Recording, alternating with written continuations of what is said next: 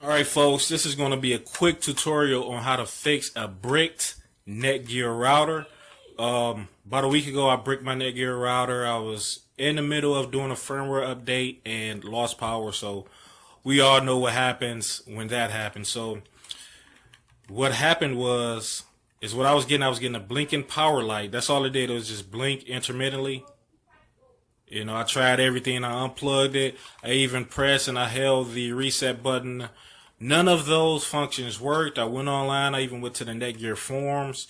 It was about 3 different processes that I tried, and none of those worked. Most of them required me to go into my Windows commands, and none of them worked. But needless to say, I ended up finding a video that was 7 years old, and I tried that method and it worked.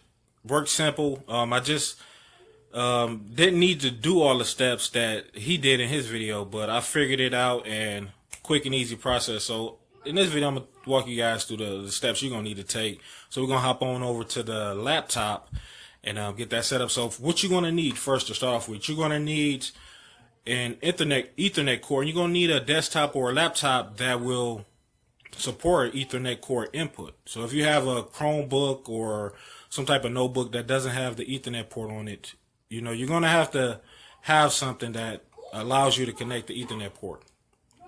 And when you connect the Ethernet port, you're not going to plug it into the input side. You want to plug it into the output side. And those are usually separated by colors. Or if your router doesn't have colors, it's usually port 1.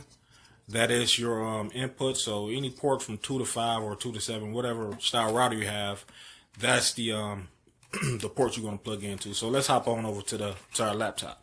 All right, folks. So we over here on the computer, and we're going to need to download a couple files too, in particular.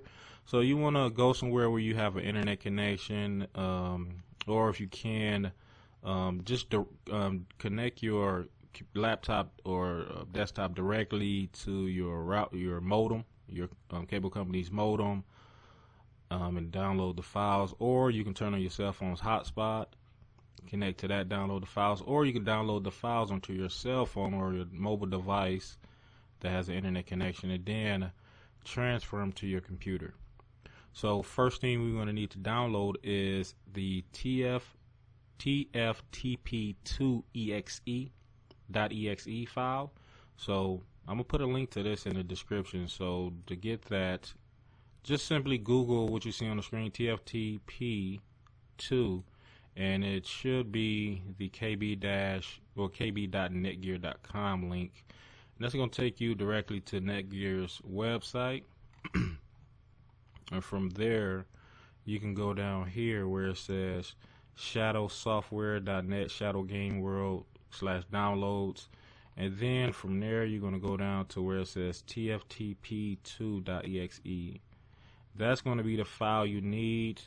Like I said earlier, I tried the tftp 64. That didn't work for me, and this one you don't even have to download it to your computer. It's just, you know, well, you do have to download to your computer, but you don't have to install it. So once you get that software, go ahead and head on over to your Netgear support page and type in your appropriate router. So for my router was the R6020, and this model number should be somewhere on your router, somewhere on the box. And just select that, and then from there you're going to just download the latest version of that software.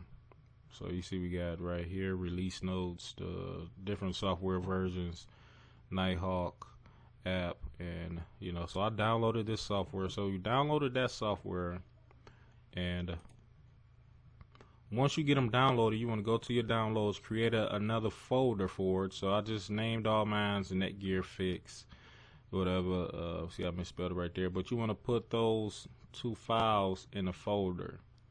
And also, let's see, I missed something. So when you download your let's go over here to the Netgear.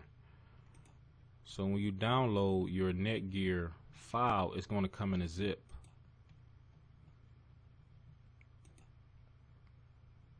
So I'm just doing this in real time. So you see we got this over here in download. So it's going to be in a zip file. What you're going to need to do, well, pretty much what I did was I created a separate file over here in documents, and then I just took that and drug it over there.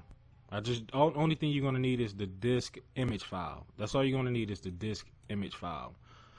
So to recap from now, you want to download your TFT to exe, and then you're going to download your appropriate Netgear software, and then you're going to take the image file from your Netgear software, which you can see is going to say disk image file, and you're going to put those two items in a folder.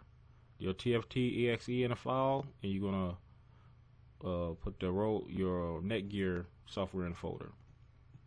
Alright, so once you get that all set, next thing you're going to do is you're going to go to your Netgear settings or your control panel. So you just follow along with me.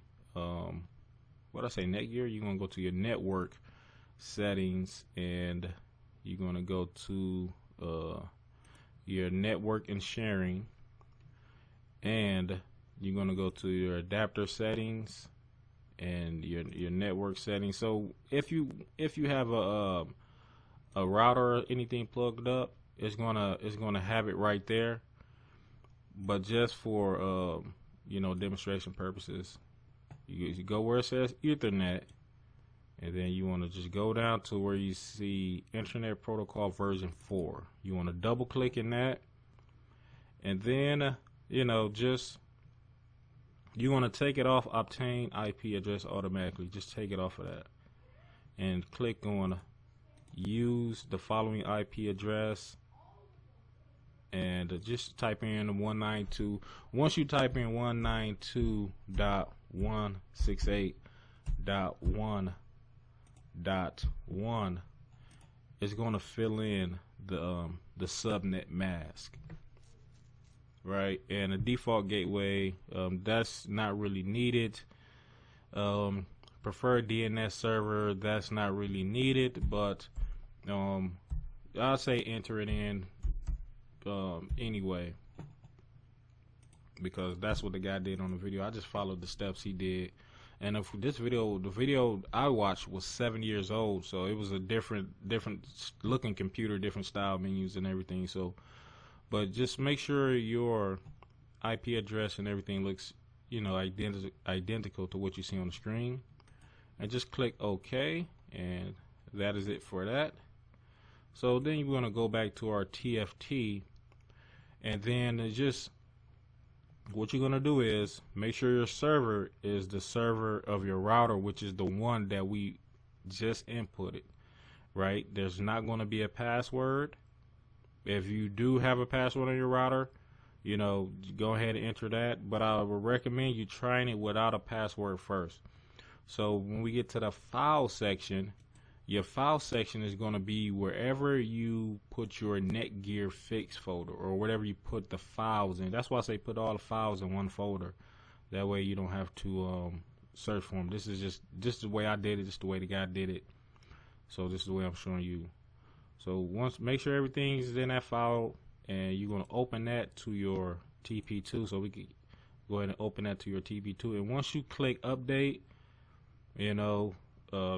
it's going to go ahead and just go through the steps. It's going to update, and your router's going to reboot. It's going to take about between 5 and 10 minutes for your router to reboot, finish getting the software, and things of that nature. So once you get your router and everything